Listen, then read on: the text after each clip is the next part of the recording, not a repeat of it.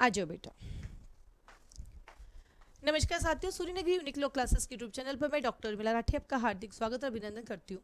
बात करें आरजेएस के एग्जाम की तो पूरा इंडिया आरजेएस के पीछे लगा रहता है। Most welcome. इंडिया के बाहर, राजस्थान के बाहर वालों को वेलकम, और कुछ लोग तो इंडिया के बाहर बैठे वो भी आरजेएस का एग्जाम देना है। अच्छी भली जिंदगी जी रहे पर फिर भी उनको तो एक आरजेएस बनना है, पता नहीं क्यों बनना है, तो सबका वेलकम है। अब बात करते हैं, जब आप एग्जाम देने जाते हो तो उसका सिलेबस चेक करते हो। जब भी आप सिलेबस चेक करते हो तो आपके मुंह से दो बातें निकलती है, मेजर एक्ट ये है, माइनर एक्ट ये है। लेकिन कभी कभी कुछ स्टेट में आप देखना मेजर भी है, माइनर भी, लोकल एक्ट भी है। एक जमाना था जब आरजेएस के अंदर 45 सब्जेक्ट होते थे, जिसमें से 11 सब्जेक्ट राजस्थान के खुद के लोकल हुआ करते थे। ठीक वैसे जैसे इस तरह अभी यूपी के अंदर उनके खुद के 6 एक्ट हैं। अब यहाँ पे कई बार बच्चों के मुंह से निकलते हैं राजस्थान के लोकल एक्ट बहुत है, अरे एक ही है। अब आता गड़बड़ कहाँ, जो आरजेएस की प्रिपरेशन कर रहा है उसके लिए जो सबसे माइनस पॉइंट है वो ये, जो सेल्फ स्टडी कर रहा है स्पेशली, कि जो आरजेएस के प्रीवियस ईयर के पेपर देखता है वो बहुत बड़ा कंफ्यूज हो जाता है। क्योंकि जब प्रीवियस ईयर के पेपर में जाओगे तो वहाँ पे 45 सब्जेक्ट दिखेंगे, हिंदू लॉ भी दिखेगा, मुस्लिम लॉ भी दिखेगा, टॉट भी दिखेगा, और ना जाने अनलिमिटेड आपको एक्ट दिखेंगे, तो आप कंफ्यूज हो जाते हैं। तो एकमात्र एक ऐसी जुडिशरी जिसके प्रीवियस पेपर कहीं काम के नहीं आते, तो आप मत लीजिए इसके प्रीवियस पेपर, काम ही नहीं आएगी। अगर इसके प्रीवियस ईयर के पेपर में आपको कुछ देखना है तो आप सिर्फ हिंदी के 15 क्वेश्चन, इंग्लिश के 15 क्वेश्चन देख लो, जिससे आपको उसका पैटर्न मिल जाएगा। लॉ पॉइंट ऑफ व्यू से मत देखो क्योंकि आप कंफ्यूज हो जाओगे, ये सच्ची बता रही हूँ। आप मत खरीदो इसके पेपर, कोई सेंस नहीं है। अब जैसे एमपी जुडिशरी, उसका प्रीवियस ईयर के पेपर देखो, एमपी का नया पेपर क्लियर हो जाता है। आप छत्तीसगढ़ का प्रीवियस देखो, नया पेपर क्लियर हो जाता है। दिल्ली का देखो। राजस्थान का प्रॉब्लम क्या हुआ, पहले हमारे यहाँ पे आरपी से सरकार करवाती थी, लेकिन अब क्या हुआ, ये कराती हाई कोर्ट। तो 2013 से पैटर्न चेंज हो गया। फिर हमारी हाईकोर्ट बड़ी अच्छी है, हर साल कुछ ना कुछ अमेंडमेंट करते, इस साल हम लोगों को बचा लिया क्योंकि सीटें 222 थी, तो उनको लगा बच्चे बहुत सालों से तैयारी कर रहे हैं तो एक बार इनको हेल्प कर देते, अगले साल से ये भी फिर से चेंज हो जाएगा। तो प्रीवियस ईयर के पेपर देखना बंद करो। तो राजस्थान में एट द टाइम सिर्फ एक ही आपके पास लोकल एक्ट है, वो है राजस्थान रेंट कंट्रोल एक्ट। तो लोकल एक्ट उससे कहते हैं जिसके आगे उस स्टेट का नाम लिखा हो। बाकी जो आपके पास ये एक्ट है, आपका जेजे एक्ट है, आपका पोक्सो है, इंडिसेंट है, वर्क प्लेस है, इन्हें हम लोकल एक्ट नहीं बोलते हैं, इन्हें हम माइनर एक्ट बोलते हैं, जो पूरे इंडिया में अप्लाई होते हैं। ठीक है, तो आइए करते हैं राजस्थान रेंट कंट्रोल एक्ट। बहुत ईजी एक्ट है। सबसे बढ़िया एक्ट अगर मैं कहूँ रेंट कंट्रोल का तो राजस्थान का है, क्योंकि मैं पूरे इंडिया के हर स्टेट को पढ़ाती हूँ। और जब मैं दूसरे स्टेट के रेंट कंट्रोल पढ़ती हूँ तो उसमें मैं देखती हूँ कि वहाँ पे टेनेंट को ज़्यादा राइट है, लैंडलॉर्ड को कम। हमारा राजस्थान रेंट कंट्रोल बड़ा अच्छा है। यहाँ पे लैंडलॉर्ड का मकान है भाई, अधिकार भी उसी को दे रखे हैं। बाकी स्टेट में तो लैंडलॉर्ड तो हो गए गुनेगार, और क्या बोलते हैं आपका किराएदार हो गए महान। यहाँ बड़ा अच्छा है, बहुत अच्छे से बना रखा है। हाँ, इसमें एक थोड़ा सा प्रॉब्लम ये हुई कि बहुत सुंदर एक्ट था, अचानक से इसमें एक अमेंडमेंट हो गया। अमेंडमेंट होने से यहाँ पे कुछ नए सेक्शन जुड़ गए, और आपको पता है जब जब किसी चीज़ में अमेंडमेंट होता है, नई चीज़ें आती ना, तो उस एक्ट को ख़राब कर देती है। तो जब आप रेंट कंट्रोल पढ़ोगे ना, इसका अमेंडमेंट आती थोड़ा आप इरीटेड हो जाएंगे, क्योंकि अमेंडमेंट भी बहुत हॉरेबल कर रखा है। और ये अमेंडमेंट कब हुआ, ये अमेंडमेंट आपके हो गया था 2017 में, 2017 में। तो इससे पहले अब फिर से ये गड़बड़। अब आप पुराने पेपर देखोगे राजस्थान रेंट कंट्रोल की, गड़बड़ हो जाएगी, क्योंकि पहले सेक्शन 3 का जो क्वेश्चन आया था वो तो रिपील हो गया। तो इसलिए मैं कहती हूँ पुराने पेपर ना देखो राजस्थान वालों आप, ठीक है। तो ये 2017 के अमेंडमेंट से दो नए चैप्टर्स में जुड़ गए, बाकी सीधा सीधा से। तो आइए देखते रेंट कंट्रोल एक्ट क्या है। जब भी आप किसी कानून को पढ़ते हो तो आपका पहला ड्यूटी है कि उस कानून का एक छोटा सा डायग्राम बना लो, उसके चैप्टराइजेशन देख लो। तो क्या कहता है, टोटल चैप्टर है मेरे पास कितने, 7 चैप्टर है ओनली। उसके अंदर सेक्शन, टोटल सेक्शन 32 है।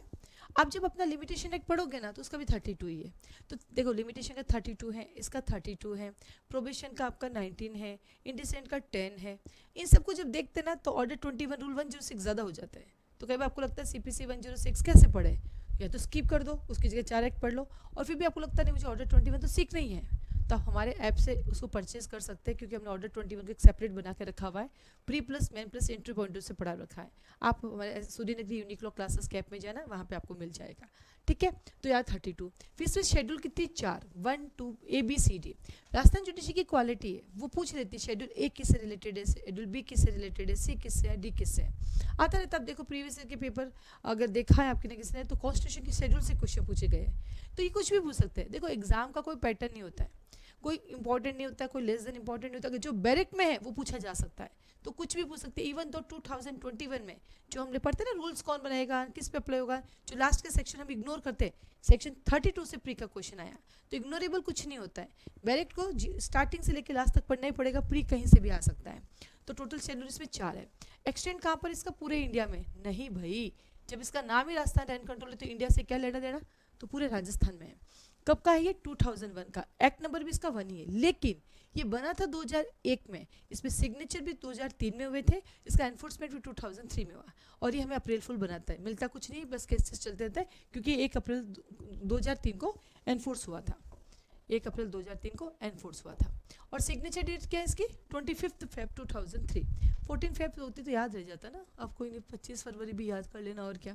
तो इस पर सिग्नेचर, सबसे बड़ा सरप्राइज, जो भी लोकल एक्ट होते हैं उन पे सिग्नेचर गवर्नर के होते हैं, but Rajasthan rent control act पर सिग्नेचर प्रेसिडेंट क्यों है? तो लिख दो इसमें सिग्नेचर प्रेसिडेंट, क्योंकि जो मेजर एक्ट होते हैं हमारे, है ना, और जो माइनर एक्ट होते हैं वो कंसेंट बाय प्रेसिडेंट होता है, लेकिन जो लोकल एक्ट होता है तो वहाँ पे प्रेसिडेंट अपनी पार्ट डेलीकेट कर देता है गवर्नर को। तो जनरली लोकल एक्ट पर गवर्नर ही उसको वेरीफाई करता है, लेकिन इसको प्रेसिडेंट के द्वारा कंसेंट दी गई, ध्यान रखिएगा, प्री का सवाल है। अब जब भी कोई कानून के पास जाओगे, वो कानून सबसे पहले अपना इंट्रोडक्शन देता है, तो इसका इंट्रोडक्शन कहाँ दिया गया है? चैप्टर नंबर 1 में तो हूँ आपका प्रीलिमिनरी 1, 2 का 5। इसमें इन्होंने बताया टेनेंट कौन होता है, लैंडलॉर्ड कौन होता है, प्रीमाइजेस क्या होता है, ट्राइब्यूनल क्या है, रेंट ट्राइब्यूनल क्या है, अपीलेट रेंट ट्राइब्यूनल क्या है। तो एक वर्ड है मेरे मुँह से, ट्राइब्यूनल, जिसको बोलते हैं अधिकरण। अब मैं उस अधिकरण की बात करती हूँ, तो यहाँ पे रेंट ट्राइब्यूनल दिया हुआ है, यहाँ पे रेंट कंट्रोल कोर्ट का नाम नहीं यूज़ किया गया। ऐसा क्यों? क्योंकि कोर्ट की डेफिनेशन में 5 कोर्ट आते हैं। जब हम कोर्ट की डेफिनेशन पढ़ते हैं तो इसमें कोर्ट 5 प्रकार के होते हैं। पहला आपका सिविल कोर्ट होता है, दूसरा आपका क्रिमिनल कोर्ट होता है, तीसरा आपका रेवेन्यू कोर्ट होता है, चौथा आपका ट्राइब्यूनल होता है, और पांचवा आपका अथॉरिटी होता है। अथॉरिटी का मतलब क्या होता है? अथॉरिटी मतलब पंचायत एक्ट है उसमें अथॉरिटी होती है, म्यूनिसिपैलिटी एक्ट है उसमें अथॉरिटी होती है, वहाँ कोर्ट नहीं होता है। और ट्राइब्यूनल में एमएससीटी, जो मोटर व्हीकल एक्ट जो होता है उसका ट्राइब्यूनल्स होते हैं, जो कंज्यूमर कोर्ट्स होते हैं उसके ट्राइब्यूनल्स होते हैं, ठीक वैसे रेंट कंट्रोल में ट्राइब्यूनल होते हैं। हाँ, हालांकि इनके पास जो क्या बोलते हैं पार्ट्स होती है वो कोर्ट की होती है, जो जज साहब बैठते हैं वो भी कोर्ट की बैठते हैं, बट इसको बोला जाता है ट्राइब्यूनल। क्यों? क्योंकि यहाँ कोई ऑफेंस नहीं हो रहा है। देखो, आप रेवेन्यू चोरी करोगे, ये ऑफेंस है, ठीक है, आप मर्डर करोगे, ये ऑफेंस है, आप कोर्ट के ऑर्डर का डिसओबे करोगे सीपीसी के अंदर, वो ऑफेंस है। लेकिन यहाँ पे आप मेरे घर पे रहने आए हो, मुझे आपको हटाना है, खाली कराना है, रेंट बढ़ाना है, रेंट घटाना है, सुविधाएं बढ़ानी, ये कोई ऑफेंस नहीं है। और जो चीज़ ऑफेंस नहीं है वो ट्राइब्यूनल में जाती है। आप देखो, मोटर व्हीकल एक्ट है, कंपनसेशन मिलता है, पूरा सिविल नीचे। कंज्यूमर में जाके देखो आपको क्या मिलता है, पूरा का पूरा आपको कंपनसेशन बेस, सब कुछ कंपनसेशन बेस होता है। जहाँ रिलीफ मिलती है वो हमेशा ट्राइब्यूनल होता है। हाँ, इनको पार है कि ये आपको पेनल्टी इम्पोज भी करते हैं, पनिशमेंट भी देते हैं, पार है इनके पास। जब इनके ऑर्डर का डिसओबे करते हो तो सजा भी मिलती है, लेकिन पहला इनका प्रायोरिटी होता है हमेशा आपको क्या देना? रिलीफ देना, कंपनसेशन देना। देन आता है आपके पास, हाँ जी, तो पहला है प्रीलिमिनरी 1, 2 का 5। देन हम करेंगे रिवीजन ऑफ रेंट। अब आप मेरे घर पे रहने आ गए हो, तो सबसे पहला मैं क्या करूँगी? किराए बढ़ाऊंगी। जब सेक्शन 6 और 7 पढ़ेंगे तो एक फॉर्मूला चलता है, और फॉर्मूला ये है कि आपको रेंट बढ़ाना, एवरी ईयर रेंट बढ़ता है, पता है आपको? एवरी ईयर प्रैक्टिकली मकान मालिक 10% बढ़ा देता है। कुछ मकान मालिक तो इतने महान होते हैं, हर 6 महीने पैसे बढ़ा देता है। कभी पानी के नाम पे पैसे बढ़ा देता है, तो कभी सफाई के नाम पे पैसे बढ़ा देता है। मैं भी रेंट पे रही हूँ बहुत सालों तक, तो जब मर्जी हो पैसे बढ़ा दिए कि आपके क्या, आप तो इतना कमाते हो। अरे भाई, तुम्हारे लिए थोड़ी कमाते, हमारे भी घर परिवार होगा। तो प्रैक्टिकली तो वो एग्रीमेंट नहीं बनाते। तो जब तक रेंट एग्रीमेंट नहीं होगा तब तक ये एक्टिव नहीं होगा, उसकी मर्जी हो, उसका घर है, वो चाहे जितने बड़ा है तुम कुछ नहीं कर सकते। लेकिन जो एग्रीमेंट है, तो एग्रीमेंट वैसे भी 11 महीने के होते हैं, तो 11 महीने बाद तो कोई वैसे खाली करा सकता है वो, ठीक है। तो रिवीजन करेंगे। इस रिवीजन रेंट में क्या होता है? एवरी ईयर बढ़ेगा, फिर 10 ईयर आएगा तो 10 ईयर पे वो मर्ज हो जाता है, फिर 10 साल में, फिर 10 साल के पैसे के ऊपर वापस एवरी ईयर बढ़ता है, ठीक है। एवरी ईयर है, हो पता चला मकान मालिक और ये वीडियो देख रहे हो, एवरी मंथ पैसे बढ़ाने लग जाओ, एवरी ईयर है, इतना मत टूटना टेनेंट को, ठीक है। 6 to 7। अब आएगी टेनेंसी। इसमें बता रखा है कि टेनेंसी 2 टाइप की होती है, एक होता है रेजिडेंशियल और एक होता है कमर्शियल। रेजिडेंशियल के कुछ रूल्स होते हैं कि आप रेजिडेंशियल को 3 साल से अधिक टाइम तक नहीं दे सकते हैं, 3 साल में, हर 3 साल में आप चेंज कर सकते हैं ताकि कोई लड़ाई ना हो। लेकिन कमर्शियल तो ऐसे चेंज करोगे तो बेचारे की दुकान ले लेके कहाँ जाएगा, फैक्ट्री ले लेके कहाँ जाएगा। तो यहाँ पे 2 तरह की टेनेंसी होती है, एक होती है रेजिडेंशियल, एक होती है कमर्शियल। कमर्शियल के अपने अलग रूल चलते हैं, रेजिडेंशियल का अलग। तो सेक्शन 8 ने बता रखा है कि कितने टाइम तक तुम एक बार में देख सकते हो।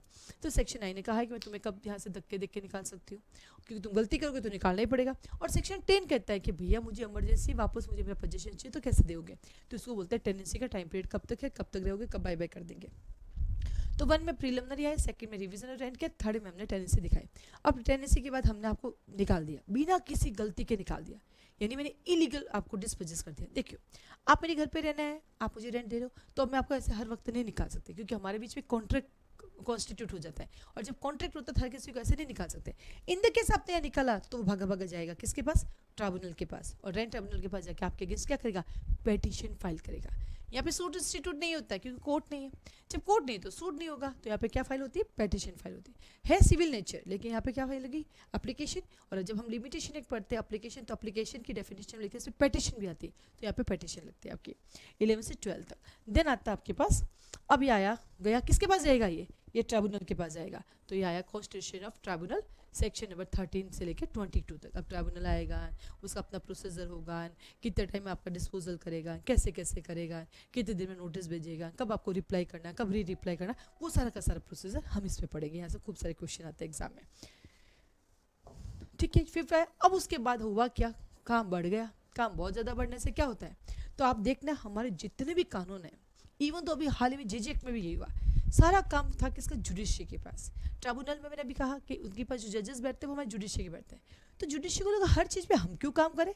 अब जाके देखना जेजे एक्ट के अंदर चैप्टर नंबर हमारा जो रिहेबिलिटेशन री इंटीग्रेशन वाला है, उसके अंदर पहले कोड करता था सारा काम रिहेबिलिटेशन री इंटीग्रेशन, पता नहीं क्या जजेस को अमेंडमेंट करके सबको डीएम को दे दिया, डिस्ट्रिक्ट मजिस्ट्रेट को। ठीक वैसे यहाँ पर भी इन्होंने कर दिया कि सारा काम जुडिशरी को करे, तो एक नया अमेंडमेंट लिखा है और एक नई बंदा लिखा है, उसका नाम है रेंट अथॉरिटी।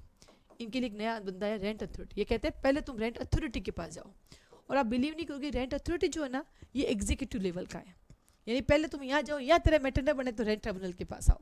तो क्या क्या कर दिया जुडिशरी ने, अपना काम इजी कर दिया, एक नया अमेंडमेंट हुआ और यहाँ पे आ गया तो रेंट अथॉरिटी, जो कि कौन होता है, एसडीएम के लेवल का होता है, जो हम पढ़ेंगे। ये नया अमेंडमेंट हुआ है। जो 5 कहता है अपॉइंटमेंट ऑफ रेंट अथॉरिटी करेंगे, उसकी रैंक क्या होगी, फिर आता कितने टाइम तक आपकी टेनेंसी रहेगी, तो मैंने कहा ना 1 साल तक होती है, 1 महीने का एडवांस देना पड़ता है, वापस 1 महीना आपको खाली कराने के लिए देता है, 1 साल के लिए दी जाती है, वो सब है 22A से सीधे। यानी अगर आपको इसका बेनिफिट उठाना है तो आपके पास रेंट अग्रीमेंट होना जरूरी है। अगर किसी के पास रेंट अग्रीमेंट नहीं है तो वो इस कोर्ट का दरवाजा नहीं खटखटा सकता। तो क्या उसके पास रेमेडी नहीं है? आपने अपना घर किसी को रेंट पे दिया है, माना कि वो यहाँ नहीं आएगा, लेकिन कॉन्ट्रैक्ट एक्ट सेक्शन नंबर 9 कहता है कि कॉन्ट्रैक्ट ऑरल भी हो सकता है और रिटर्न भी हो सकता है। तो अगर ऑरली आपने किसी को रेंट पे दिया है तो आपका कॉन्ट्रैक्ट एक्ट सेक्शन 9 आ जाएगा, उसके बिहार पर आप जाके सूट इंस्टीट्यूट करेंगे उसको खाली करवाने के लिए, तो सीपीसी अप्लाई हो जाएगी। और जब आपके पास एग्रीमेंट है तो आप यहाँ पे आ जाओगे। तो दोनों रेमेडी, ऐसा नहीं है कि आपने किसी को किराए पे दिया था, वो मालिक बन गए, मालिक आप ही रहोगे। रेमेडी ऑलवेज है ना, अवेलेबल है। अब आया रिवीजन ऑफ रेंट। ये रिवीजन ऑफ रेंट हमने पहले भी पढ़ा, भी कहाँ पढ़ा Vaishali, chapter, very good, chapter 2 में। अब देखो क्योंकि पहले से बना हुआ एक्ट, अमेंडमेंट तो है, तो रिवीजन ऑफ रेंट पहले भी है, रिवीजन ऑफ रेंट अभी भी है। पहले वाला रिवीजन ऑफ रेंट कहता है वो एवरी ईयर वाला और 10 ईयर्स वाला। ये कहता है जब जब आपकी एम्यूनिटीज बढ़ेगी, सुविधाएं बढ़ेगी, तब तक आपका किराया बढ़ेगा, जब जब सुविधाएं घटेगी किराया भी घटेगा, उसकी बात कर रहा है। नाम दोनों का रिवीजन ऑफ रेंट है, अंदर दोनों अलग अलग चीज़ें, ध्यान रखिएगा। कहाँ से कहाँ तक, 22D से E तक। फिर आती एम्यूनिटीज़, सुख सुविधा क्या क्या है। कई बार मकान मालिक बड़ा होशियारी करता है, अब तुम्हें खाली कराना, कैसे टॉर्चर करेगा, ऊपर जाने के लिए रास्ता बंद कर देगा, सीढ़ियों पर अपने घर का सामान रख देगा, चाहे तेरी गाड़ी पार्किंग होती खुद की गाड़ी रख देगा, वो धीरे आपकी सुविधा छीनेगा, आपको इरिटेट करेगा, परेशान तक आप खाली करके चले जाओ। तो सुख सुविधा छीन नहीं सकता जब तक आप रेंट देते हो। अगर वो ऐसा करता है तो आप जा सकते हो किसके, अथॉरिटी के पास। पहले ट्राइब्यूनल के पास था, फिर 24A जोड़ दिया। अब इन्होंने कहा छोटी मोटी चीज़ों के लिए जुडिशरी कहते हैं हमारे पास बताओ, अथॉरिटी के पास जाओ। फिर वहाँ से अपील के लिए हमारे पास आ जाए, हम बैठे हैं आपके पास। तो 23 से 24A तक। और देन आता है मिसलेनियस, सबकी सारी यही है, लास्ट सेक्शन हमेशा मिसलेनियस। और यहाँ से पक्का क्वेश्चन आता है और आप 100% गलत करके आते हो। हर साल देखना यहाँ से क्वेश्चन आएगा, इस बार भी मिलेगा। 25 एक क्वेश्चन देता है, 27 एक क्वेश्चन देता है, 32 क्वेश्चन देता है, 28 क्वेश्चन देता है, फिर भी पता नहीं गलतियाँ करके आते हो। क्यों? क्योंकि इसमें ना इतनी नंबरिंग है ना, डेज की नंबरिंग है, मंथ की नंबरिंग है, पैसों की नंबरिंग है, सब नंबरिंग से ही चलता है पूरा। आप रेंट कंट्रोल एक्ट पढ़ोगे आपको लगेगा मैथ्स पढ़ रहे हो, ऐसे ही कंटिन्यू चलेगा इसके अंदर। तो आता है 25 से 32। तो छोटा सा एक्ट है।